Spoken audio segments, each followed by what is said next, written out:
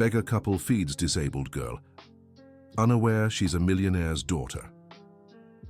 David Wilson woke to the sound of crying echoing through Pittsburgh's Central Square.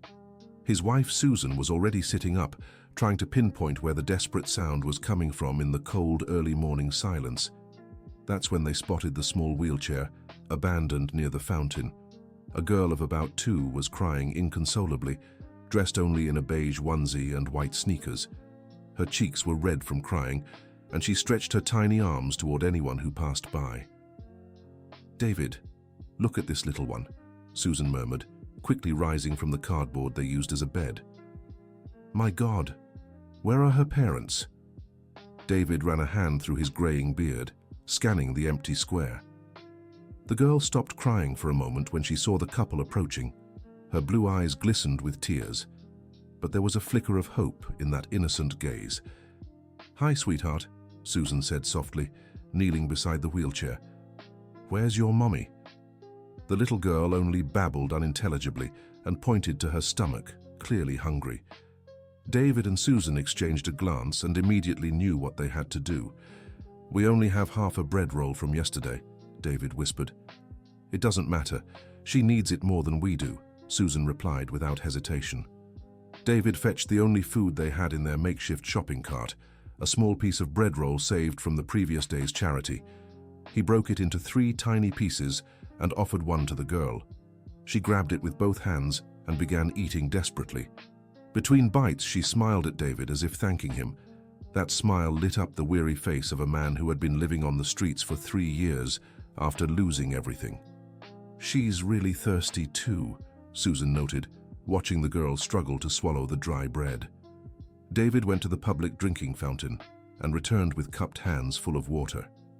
Patiently, he helped her take small sips.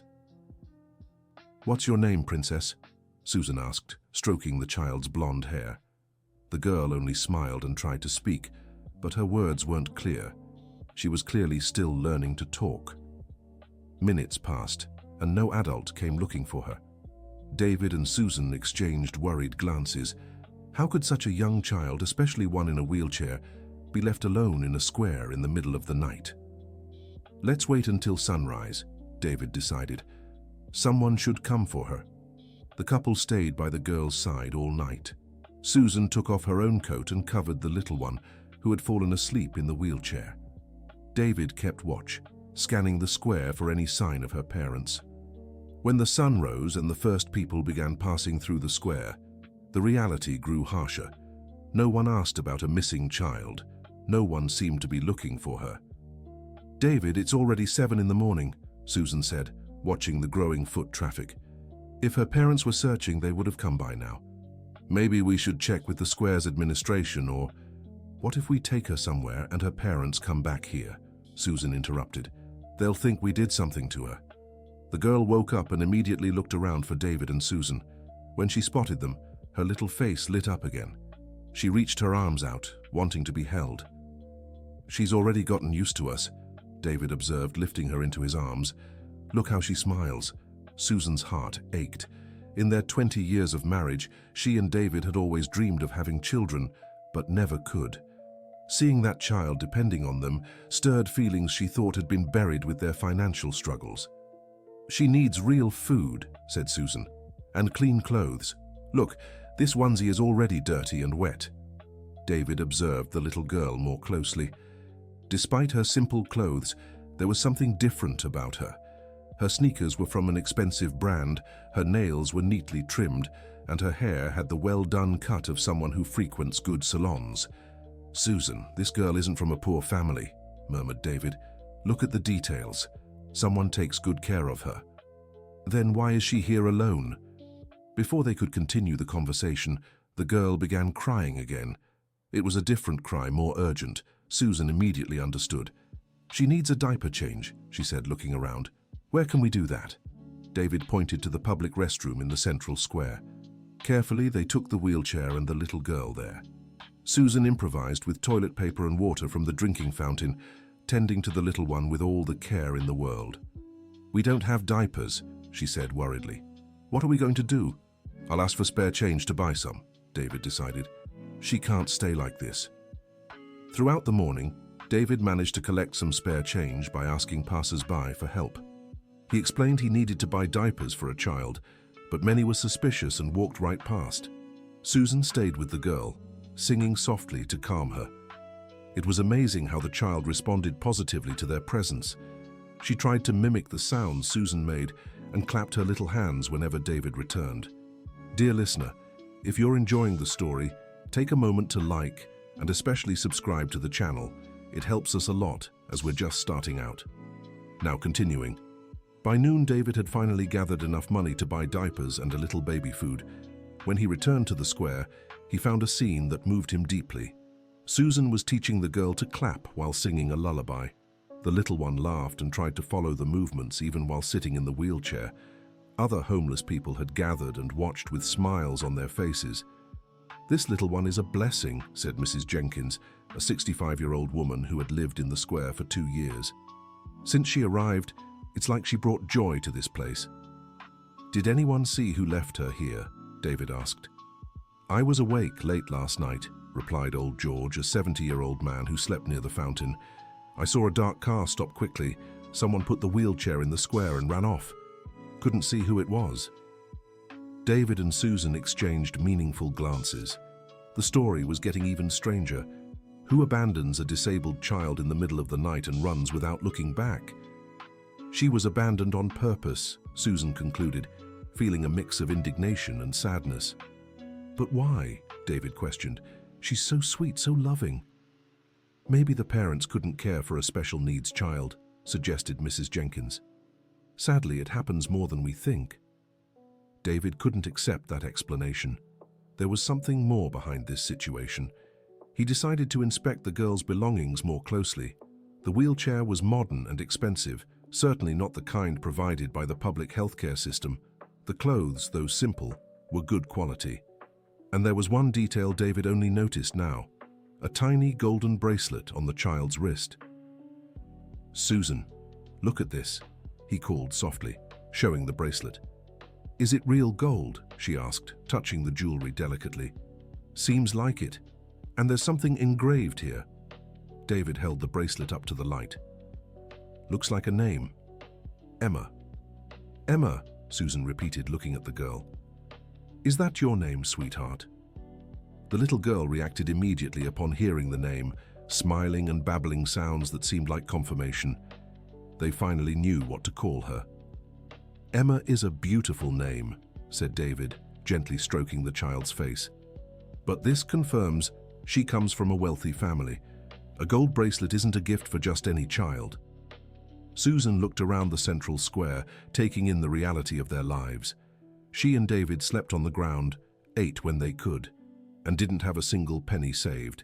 How could they properly care for a child with special needs? "David, we can barely take care of ourselves," she said, her voice trembling. "How are we going to care for her?" "We'll figure it out," David replied firmly. "Look how much she trusts us. It would be cruel to abandon her now." "But what if her real parents are looking for her? What if they reported her missing?" "If they were really searching, they would have found her by now. This square is the heart of the city," David argued. The afternoon passed quickly. David and Susan took turns caring for Emma and asking for donations to buy more things she needed. The girl grew increasingly attached to them, even crying when one of them walked away for too long. "She already sees us as her parents," Susan observed as she fed Emma. "And we already see her as our daughter," David admitted. When night fell, they faced their first big challenge: where and how to sleep with a small child. The wheelchair couldn't stay on the damp ground, and Emma needed a more sheltered place. David had an idea. Near the square was an awning outside a closed store that offered better protection. With the help of other homeless people, they managed to improvise a cozier corner. "Here's what we'll do," David organized. "I'll sleep on one side, you on the other, and Emma stays in the middle, in her chair." "But what if she falls?" Susan worried. "We can tie her gently just for safety," suggested Mrs. Jenkins, offering a clean cloth she'd kept. The first night was hard. Emma woke up crying several times, whether from hunger, cold, or simply being in an unfamiliar place. David and Susan took turns soothing her, singing softly or stroking her hair. It was during one of these late-night moments that something unexpected happened. Emma had been particularly fussy, crying uncontrollably, when suddenly she stopped, looked straight at David, and said her first clear word, "Dada." David felt his eyes fill with tears. In his 52 years of life, no one had ever called him father. The moment was so emotional that Susan began crying too. "She called you Dada," Susan whispered. "And you'll be her mama," David replied, taking his wife's hand.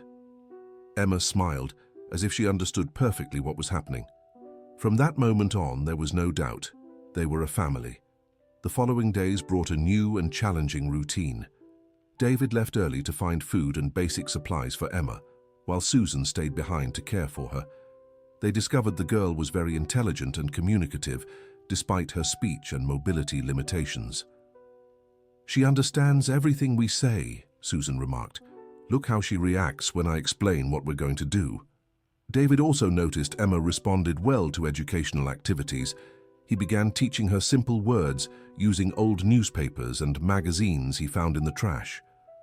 "Let's learn colors, Emma," he'd say, pointing at colorful pictures. "This is blue like your eyes." The girl paid attention and tried repeating the words. Within days, she could clearly say blue, red, and yellow. One morning, as David was teaching Emma to identify letters, Susan made a troubling discovery. She was washing the girl's clothes at a public faucet when she found something discreetly sewn into the label of the overalls. "David, come here," she called softly. "There's something written here on her clothes."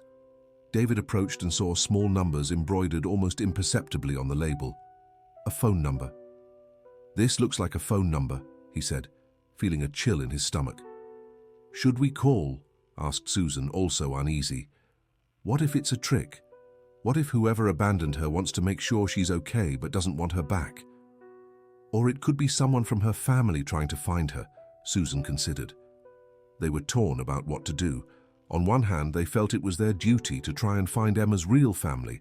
On the other, they already loved the girl so much that the thought of losing her was devastating.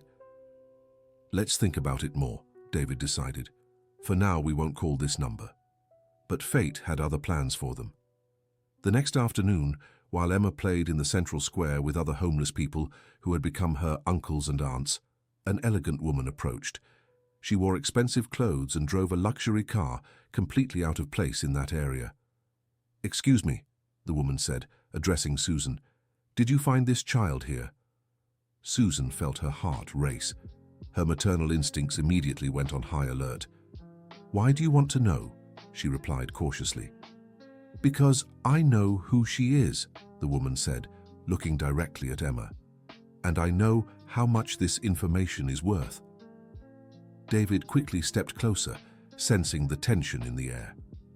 "Are you related to her?" he asked bluntly. "Let's say I represent the family's interests," the woman replied evasively. "I can make you a very advantageous offer." "What kind of offer?" Susan questioned, instinctively pulling Emma's chair closer. $50,000 for you to hand the child over to me right now, the woman said, pulling an envelope from her pocket. David and Susan were stunned by the amount. It was more money than they'd ever seen in their lives. But something about the woman's demeanor didn't feel right. "If she's family, why didn't you go to the square's administration?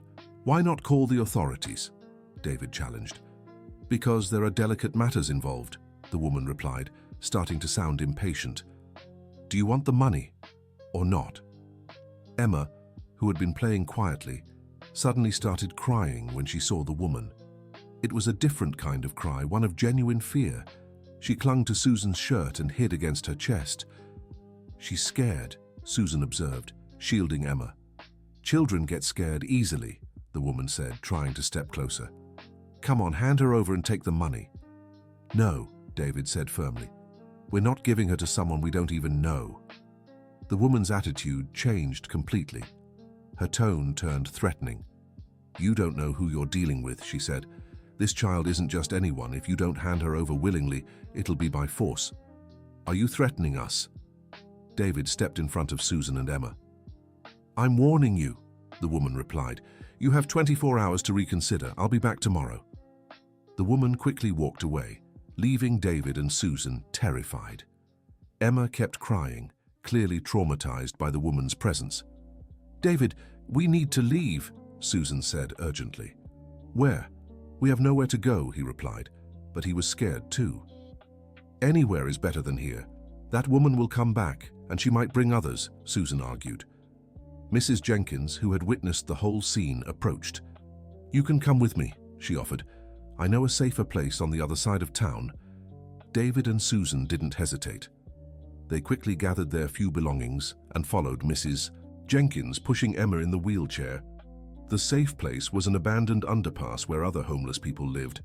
It was less visible and more sheltered, but also more precarious. Emma, who had grown used to the central square, was very unsettled by the change. "Papa, Mama," she repeated, pointing in the direction they had come from. "We can't go back there now, sweetheart," Susan explained, trying to calm her. But Emma didn't understand why everything had suddenly changed.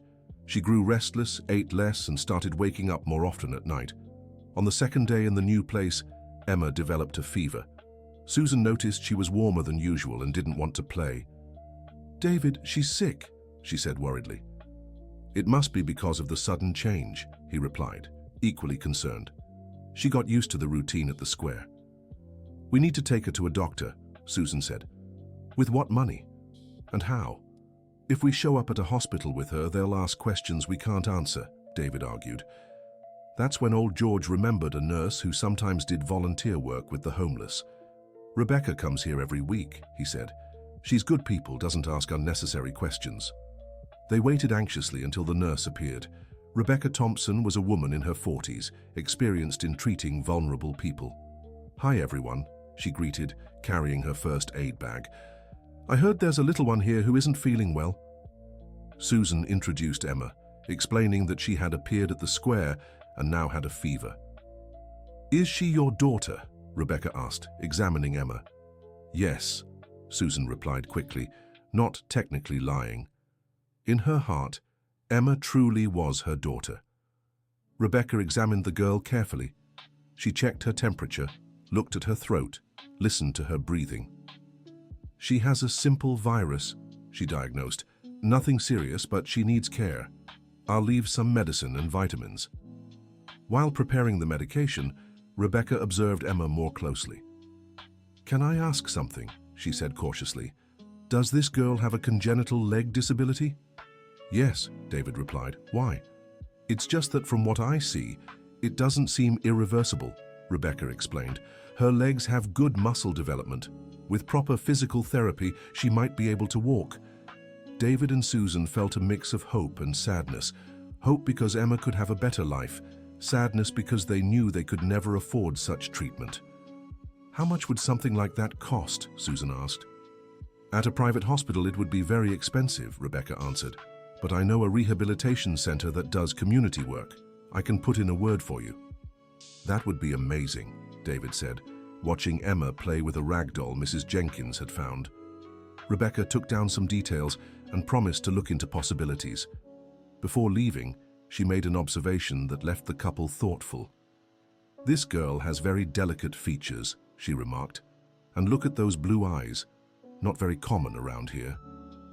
After Rebecca left, David and Susan talked about the situation. With each passing day, they grew more attached to Emma, but they also realized she deserved more than they could offer. "Are we being selfish?" Susan asked. "Maybe she should be with a family who could give her proper medical care." "But would a family who could afford medical care have left her in a square?" David countered. "Then why did that woman offer so much money for her?" That question tormented them.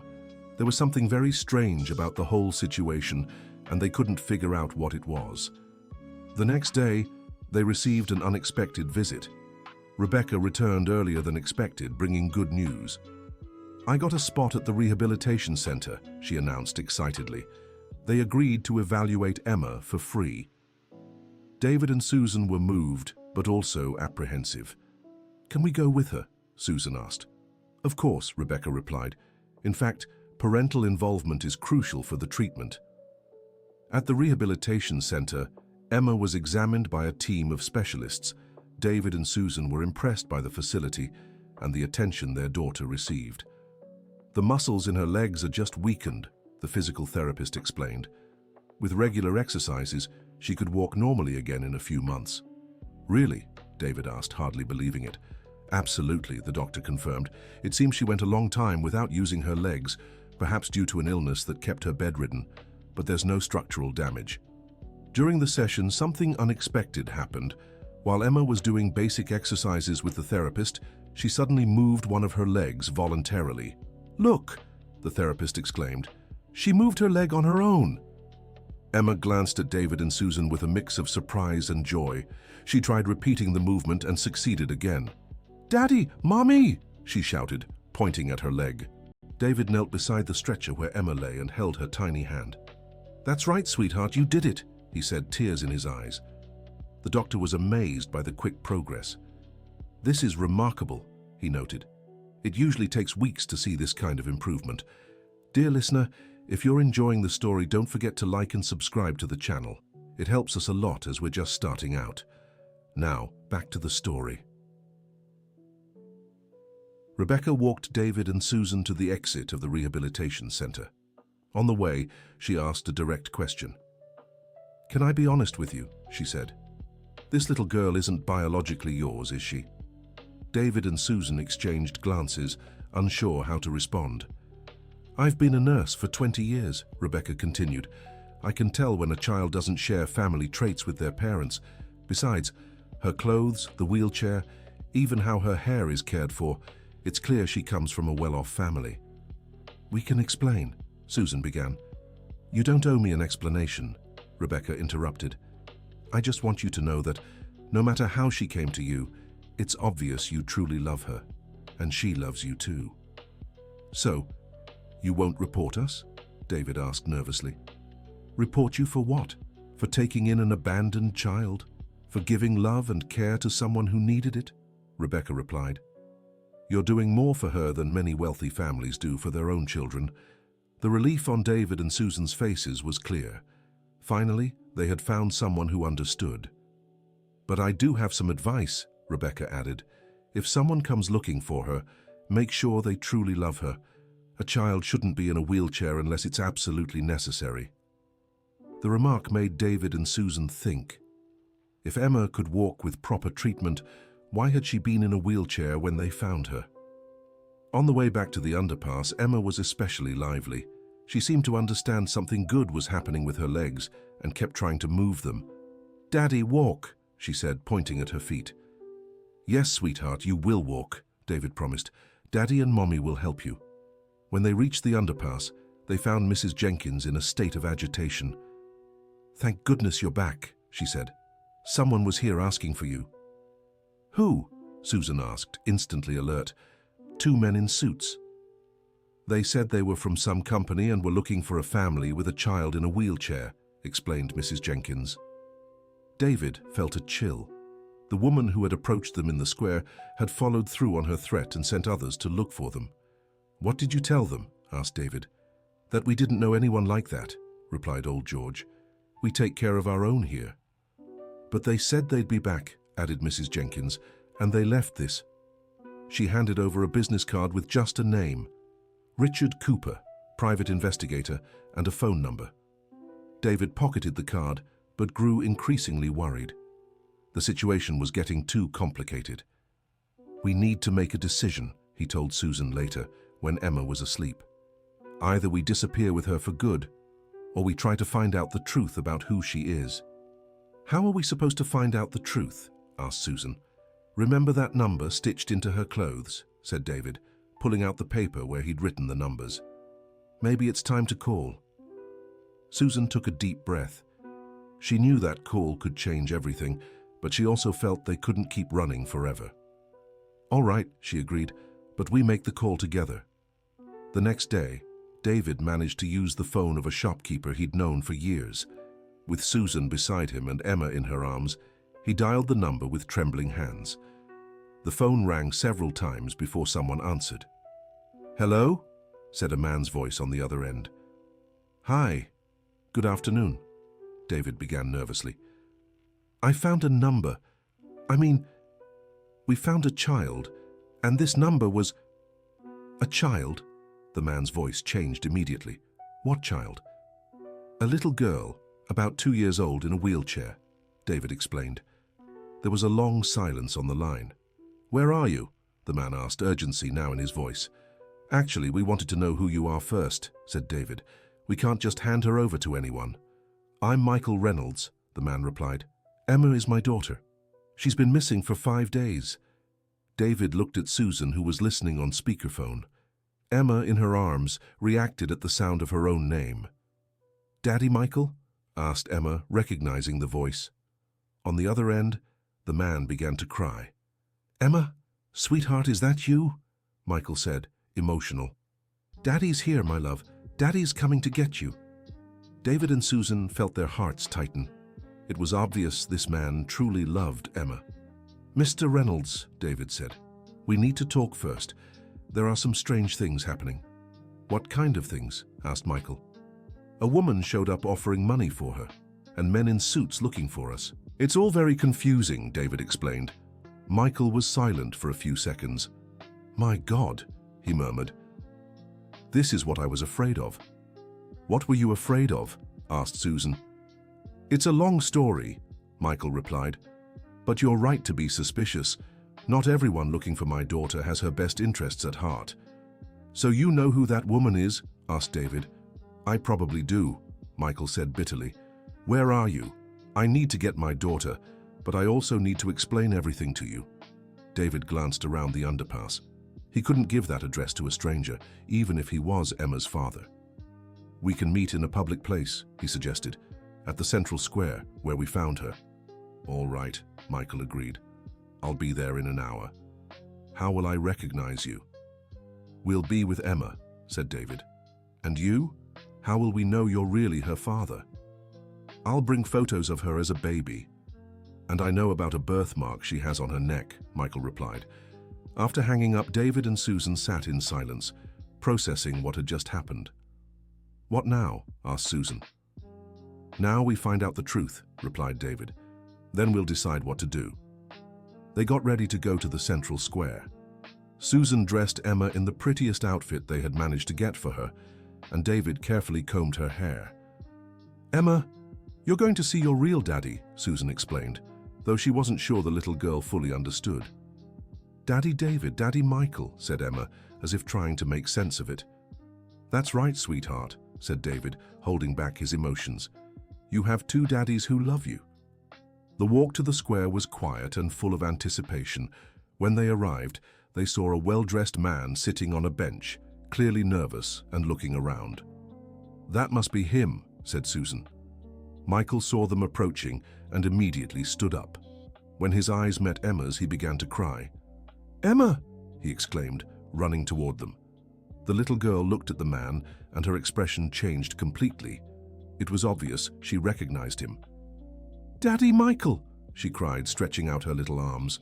Michael scooped his daughter into his arms and held her tightly, sobbing uncontrollably. My baby, my princess, he repeated. Daddy missed you so much. David and Susan watched the scene with heavy hearts. There was no denying the love between those two. After a few minutes, Michael composed himself and turned to the couple. I don't know how to thank you, he said, still holding Emma. You saved my daughter. We just did what anyone would do, David replied modestly. No, you did so much more than that, Michael insisted, and I want to hear everything that happened. But first, let me explain how my daughter ended up in that square. Michael shared a shocking story. He owned a tech company and had remarried after being widowed. His new wife, Victoria, had never shown much affection for Emma. Emma's birth mother passed away during childbirth, Michael explained. Victoria came into our lives when Emma was just 6 months old. And was Emma always in a wheelchair? Susan asked. No, Michael answered, confirming the couple's suspicions. She walked normally until she was 8 months old. Then she started getting weak and stopped walking. The doctors could never find a specific cause.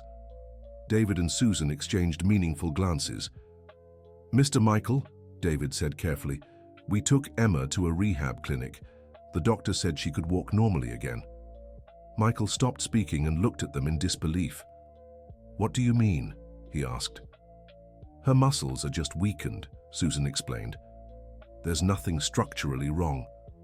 Michael fell silent, processing the information. Slowly, an expression of understanding and horror crossed his face. "Oh my God," he whispered. "I think I know what happened." "What do you think happened?" David asked. "Victoria," Michael said, his voice trembling. "She always said Emma was a burden, that a disabled child would ruin our plans." "Are you saying your wife hurt Emma?" Susan asked, horrified. "I don't want to believe it, but—" Michael stopped speaking and looked at his daughter. "Emma, do you remember Mommy Victoria?" Emma's reaction was immediate and clear. She buried her face in her father's chest and began to cry, just as she had when the mysterious woman appeared in the square. "She's afraid," David observed. Michael was devastated. The pieces of the puzzle were falling into place in a horrifying way. "Victoria disappeared the same night Emma went missing," he said. "She left only a note saying she couldn't handle the responsibility of raising a special needs child anymore." "So it was her who abandoned Emma," concluded Susan. "And she must have been the one who sent that woman after you," added David. Michael nodded, still in shock. "Victoria knew I'd never stop looking for Emma. She probably thought of hiring them to take my daughter far away," he explained. "But why would she do such a thing?" asked Susan. "Money," Michael answered bitterly. "If something happened to Emma, Victoria would inherit everything. She never truly loved me. She only wanted my fortune." The truth was painful, but at last, everything made sense. Victoria had harmed Emma in some way to make her dependent, then abandoned her, hoping she'd never be found. "Mr. Michael," David said, "we need to talk about something important." "What is it?" "We love Emma as if she were our own daughter," Susan said, tears in her eyes. "These days with her have been the best of our lives." "And I know you love her," Michael replied. "Anyone can see that. But we also know she needs to be with her real father," David continued, "and she deserves every opportunity you can give her." Michael looked at David and Susan, then at Emma, who was playing with a gold bracelet on her wrist. "You saved my daughter," he said, moved. "Not only did you protect her physically, but you gave her something she was missing at home: unconditional love." "We just want her to be happy," Susan said. "Then let's make a deal," Michael proposed. "Emma needs you as much as she needs me." "How so?" David asked. "I want to hire you to take care of her," Michael explained. "I'll buy a house for you to live in, arrange all the treatment she needs, and you'll be Emma's official caregivers." David and Susan were stunned. "Mr. Michael, that's incredibly generous, but—" David began. "No buts," Michael interrupted. "Emma will stay with me on weekends and holidays. During the week she'll be with you. She'll have two families who love her." Emma, as if understanding the conversation, clapped her hands and shouted, "Papa David, Papa Michael, Mama Susan." Michael smiled through his tears. "Looks like she's already decided," he said. "Dear listener, if you're enjoying the story, don't forget to like and especially subscribe to the channel. It helps us a lot as we're just starting out." Now, continuing. In the following days, David and Susan's lives changed completely. Michael kept his word and arranged a simple but comfortable home in a quiet Pittsburgh neighborhood. It was the first time in 3 years they'd slept in a real bed. "I can't believe this is happening," Susan said, looking around their new home. "It feels like a dream," David agreed, watching Emma play in the yard. Michael also arranged for a private physical therapist to visit Emma 3 times a week. In just 2 weeks, she could already stand with the help of a special walker.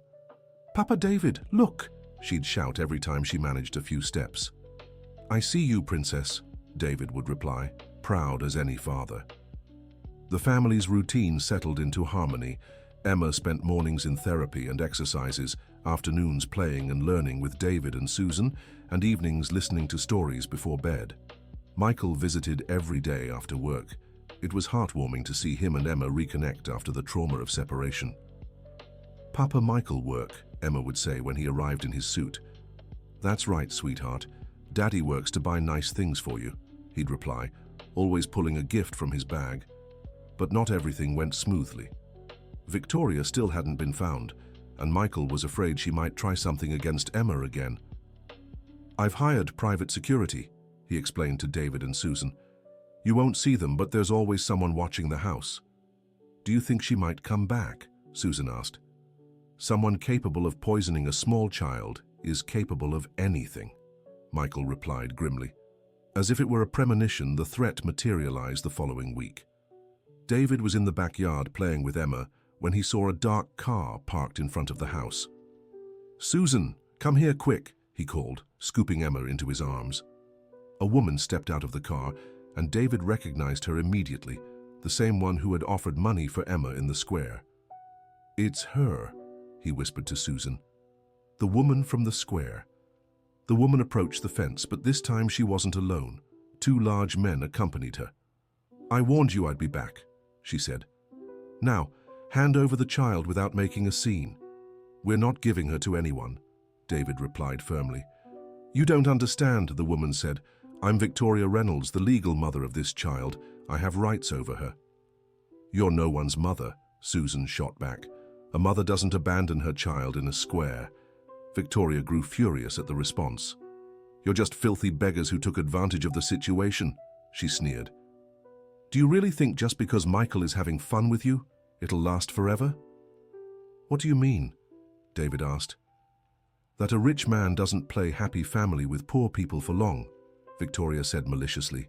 "Soon, he'll get tired, and you'll be back on the streets where you came from." Despite trying not to show it, Victoria's words struck David and Susan. Deep down, they too feared this might all be too temporary. "And then you'll have nothing," Victoria continued.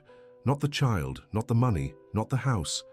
But if you hand her over now, I'll pay you $100,000 and you can start a new life." It was a tempting sum, more than David and Susan could earn in a lifetime. But when they looked at Emma, who clung to them tightly, they knew no amount of money in the world would make them give her up.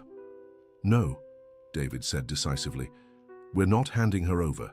Victoria signaled to the men with her. "Then we'll take her by force," she threatened. That's when something unexpected happened.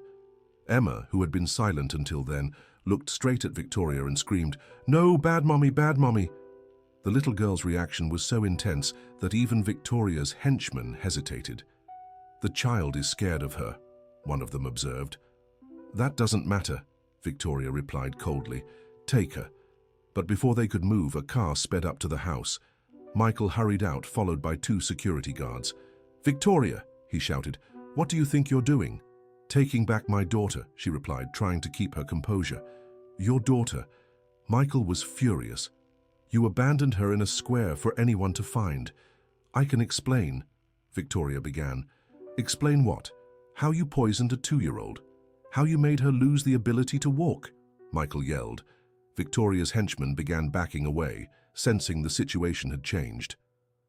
"I didn't do any of that," Victoria lied. "I have proof," Michael said, pulling an envelope from his pocket. "The lab found traces of sedatives in her blood, and I found out you bought the medication under a fake name." Victoria paled. Her deception had been uncovered. "You can try to sue me," Michael said, "but I have better lawyers than you, and now I have witnesses that you tried to kidnap a child." Victoria looked around and realized she was cornered. Michael's security team, David and Susan, and even some neighbors who had come out to see what was happening. "This isn't over," she said, getting back into the car. "Yes, it is," Michael replied. "You'll never come near my daughter again." After Victoria left, Michael turned to David and Susan. "Are you two okay?" he asked, concerned. "We're fine," David answered. "But she said some things." "What kind of things?" "That you'd get tired of us and send us away," Susan said softly. Michael looked at them sadly. "Do you believe that?" he asked. "We don't know," David admitted. "We're not used to rich people being kind." Michael knelt down to Emma's level, who was in Susan's arms. "Emma, do you want Daddy David and Mommy Susan to leave?" he asked.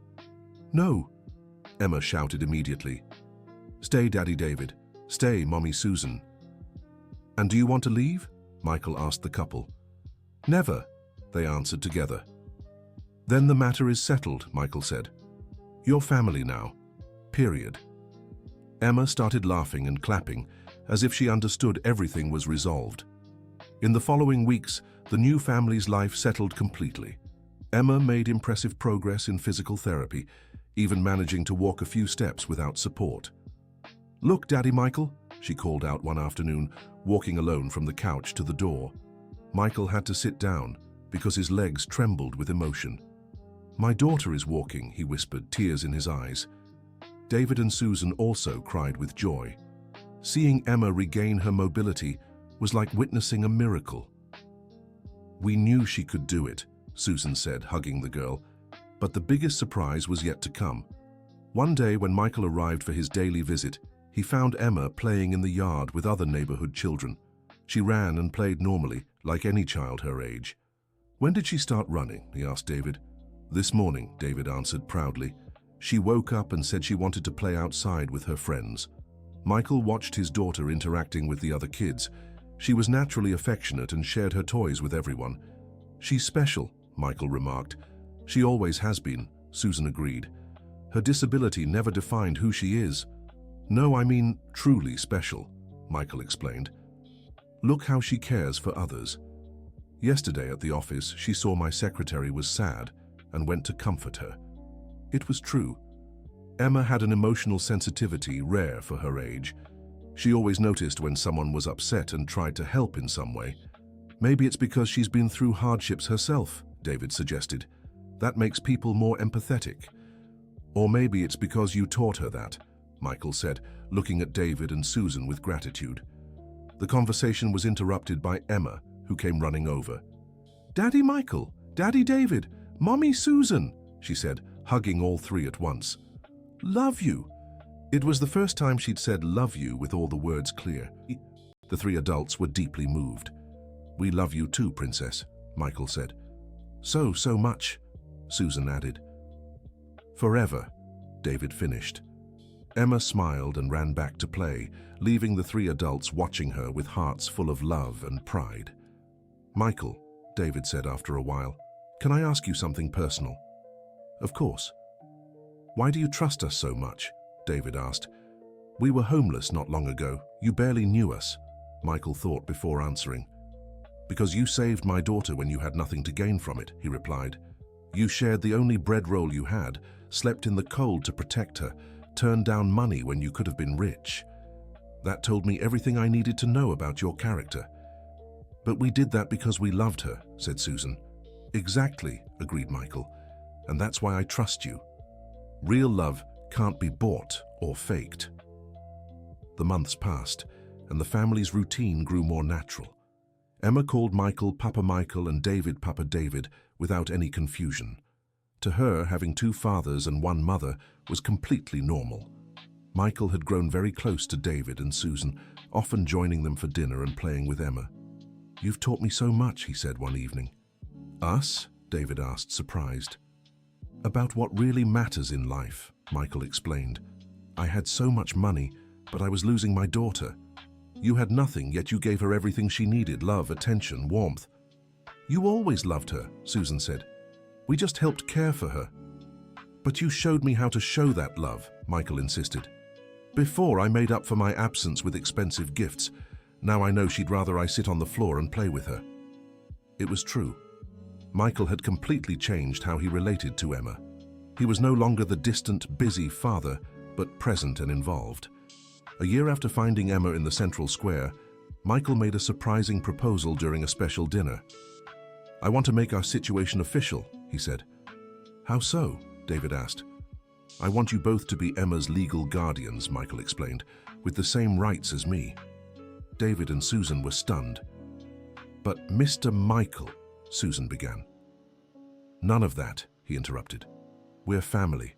Call me Michael or brother-in-law. That's what you are to me. Brother-in-law? David asked, confused. You're like siblings to me, Michael said, and Emma made us a unique, special family. The legal formalities were completed months later in a simple but emotional ceremony. Emma, now 3.5, participated eagerly. Now you're officially my parents too, Michael told her. I already knew, Emma replied, as if it were obvious. The story of David, Susan, Michael, and Emma became well known in Pittsburgh. Local papers wrote about the unconventional family formed through compassion and love. "You're an inspiration to so many," said Rebecca, the nurse who'd helped from the start. "We just followed our hearts," Susan replied. "And that's exactly what inspires," Rebecca said. Emma grew up surrounded by love and became an exceptional child. Not only did she fully regain her mobility, but she also developed remarkable emotional intelligence. "She wants to help every child she meets," Emma's preschool teacher told Michael. Yesterday, she comforted a crying classmate and told him he could talk to her whenever he was sad. "She learned that from her parents," Michael said proudly. On the eve of the second anniversary of finding Emma, the family held a special celebration in the square where it all began. They invited all the homeless people who'd helped, Rebecca, the medical team, and even some neighbors. "This square changed our lives," David said during an improvised toast. "No," Michael corrected. "Emma changed our lives. The square was just where we met." "I think it was love that changed our lives," Susan said. "The love we had to give and the love she brought to all of us." Emma, now a healthy and happy girl, was playing with other children in the same central square where she had been found crying and abandoned. "Daddy David, Daddy Michael, Mommy Susan," she shouted, running to hug all three. "Let's all play together." "Of course, Princess," they answered in unison. As they played in the square, Michael reflected on how life could change in unexpected ways. 2 years ago, he had been a wealthy but unhappy man, with a selfish wife and a daughter who was suffering. David and Susan had been hopeless street dwellers with no future in sight. Now, they were a family bound by true love. Emma had 3 parents who adored her. David and Susan had a home and a daughter, and Michael had rediscovered what truly mattered in life. "Do you believe in fate?" Michael asked David and Susan. "We believe things happen for a reason," David replied. "And sometimes the best things in life come from the hardest moments," Susan added. Emma interrupted their philosophical conversation by running up to them with a flower she had found. "For you," she said, offering it, "because I love you so much." "And we love you just as much, so much," the 3 adults replied, hugging her. The sun was setting over Pittsburgh's central square, painting the sky in golden hues. The makeshift family prepared to head home, where they would have dinner together, as they did every night. "Shall we go home?" Michael asked. "Let's go to our home," David corrected, emphasizing the word our. Emma took the hands of all 3 adults and began walking toward the car. "Our family is different," she said, with the innocent wisdom of children. "Why do you think that, Princess?" Susan asked. "Because I have 2 daddies and 1 mommy, and you all love me the same," Emma explained. "That's special." "It really is," Michael agreed. As they walked, other people in the square stopped to watch this unusual family. A successful businessman, a former teacher who had lost everything, a woman who had once lived on the streets, and the little girl who had brought them all together. "People keep staring," Susan observed. "Let them stare," David said. "We have nothing to be ashamed of." "On the contrary," Michael added, "we have so much to be proud of." Emma stopped walking and looked back toward the fountain where she had been found. "Thank you, fountain," she said, waving. "Why are you thanking the fountain, sweetheart?" Susan asked. "Because that's where I found my family," Emma answered simply. The 3 adults exchanged glances, moved by the girl's words. "That's true," Michael said. "That's where we all found each other." "And where our family was born," David added. Susan hugged Emma and whispered, "And how lucky we were to find you." "No," Emma corrected with a mischievous smile. "How lucky I was to find you." They laughed together and continued walking home, knowing that no matter what challenges the future might bring, they would always have each other. 2 years later, Emma was attending a private school, where she excelled both in intelligence and kindness. Michael had expanded his business and founded a charity to help vulnerable families. David had returned to teaching, now as a private tutor for children with special needs. Susan had graduated as a nursing assistant and worked at the same rehabilitation center where Emma had been treated. "You've all made your dreams come true," Emma remarked during a dinner conversation. "No, my love," Michael replied. "You made our dreams come true. Our greatest dream was to be a happy family, and you made that possible." "But I also achieved my dream," said Emma. "What was your dream?" asked David. "To have a family that truly loved me," she replied. "And now I have the best family in the world." The end. Now tell me what you thought of this touching story. Do you think David and Susan made the right choice by taking Emma in? How would you have reacted if you found an abandoned child? Share your honest thoughts in the comments and let us know where you're watching from. If this story touched your heart as much as it touched ours, don't forget to like and subscribe to the channel so you won't miss other moving stories.